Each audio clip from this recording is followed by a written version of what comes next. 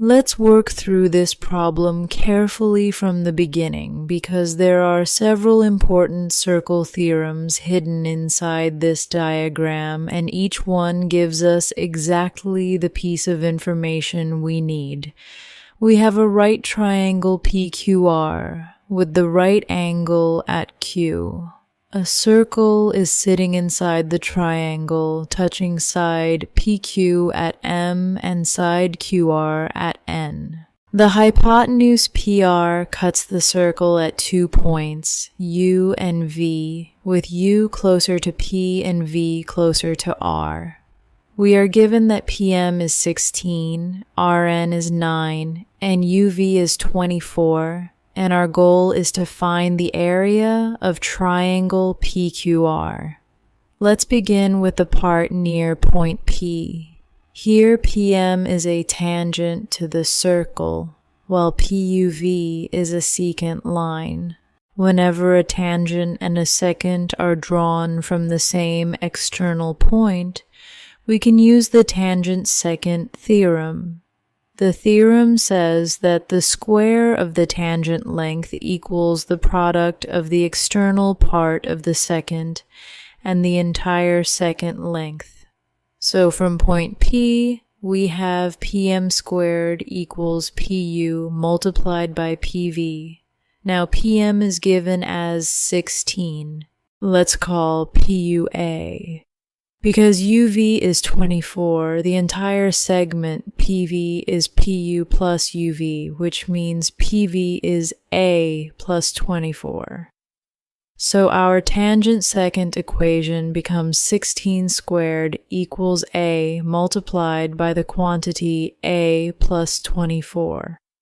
16 squared is 256, so we get 256 equals A squared plus 24A. Move everything to one side, and we have A squared plus 24, A minus 256 equals 0. Now let's factor this quadratic. We need two numbers whose product is negative 256 and whose sum is 24. Those numbers are 32 and negative 8. Therefore, the quadratic factors as the quantity A plus 32 multiplied by the quantity A minus 8 equals 0. From the first factor, A plus 32 equals 0, which would give A equals negative 32. From the second factor, A minus 8 equals 0, giving A equals 8. Now remember, A represents a physical length, so it cannot be negative. Therefore, we reject negative 32 and keep A equals 8. So we have found that PU is 8 units. Since UV is 24 units, we can immediately find PV. PV is PU plus UV. So PV equals 8 plus 24, which gives us 32. That is an important result, so keep it in mind. Now let's move to the other side of the diagram, near point R. From point R, Rn is also a tangent to the circle, while RVU is another secant. Again, we can use the tangent-secant theorem. The square of the tangent equals the external part of the secant multiplied by the entire secant. So Rn squared equals Rv multiplied by Ru. We are told that Rn is 9. Let Rv be B. Since the segment between U and V is 24, the complete segment from R to U is RV plus VU, which is B plus 24. Therefore, our equation becomes 9 squared equals B multiplied by the quantity B plus 24. 9 squared is 81, so 81 equals B squared plus 24B. Rearranging gives B squared plus 24B minus 81 equals 0. Now we factor this quadratic. We need two numbers whose product is -81 and whose sum is 24. Those numbers are 27 and -3. So the equation factors as the quantity b plus 27 multiplied by the quantity b minus 3 equals 0. Therefore, either b plus 27 equals 0, giving b equals -27, or b minus 3 equals 0, giving b equals 3. Since b represents a length, -27 is impossible. So the valid value is b equals 3. That means RV is 3 units. Now we know PU is 8, UV is 24, and RV is 3.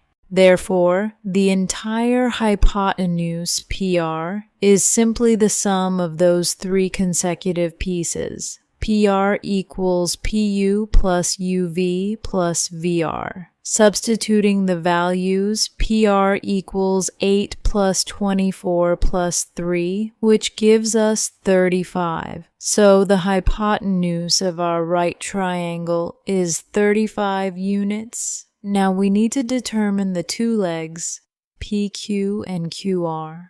This is where the circle's tangency becomes especially useful.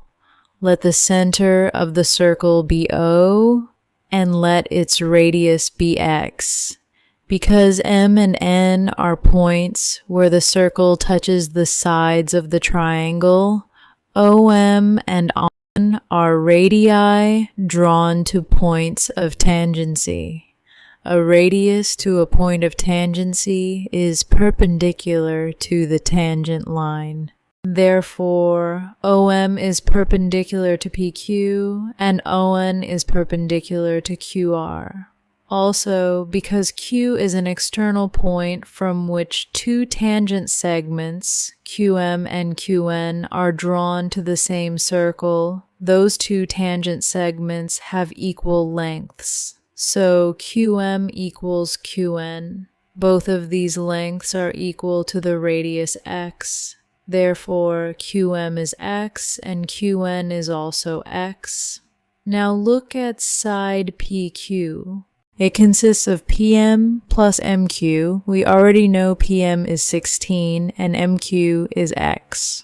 Therefore, PQ equals x plus 16. Similarly, side QR consists of QN plus NR. QN is x and NR is 9, so QR equals x plus 9.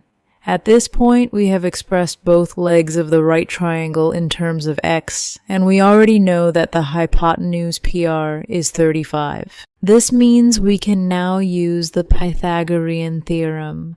Remember, for a right triangle, the square of one leg plus the square of the other leg equals the square of the hypotenuse. So we write x plus 16 whole squared plus x plus 9 whole squared equals 35 squared. Let's simplify this carefully. 35 squared is 1,225. Expanding x plus 16 whole squared gives x squared plus 32 x plus 256. Expanding x plus 9 whole squared gives x squared plus 18 x plus 81. Therefore, our equation becomes x squared plus 32 x plus 256 plus x squared plus 18 x plus 81 equals 1,225. Now combine like terms. We have 2x squared, 32x plus 18x gives 50x, and 256 plus 81 gives 337. So we get 2x squared plus 50x plus 337 equals 1,225. Move 1,225 to the left side. That gives 2x squared plus 50, x minus 888 equals 0. Every term is divisible by 2, so divide the entire equation by 2.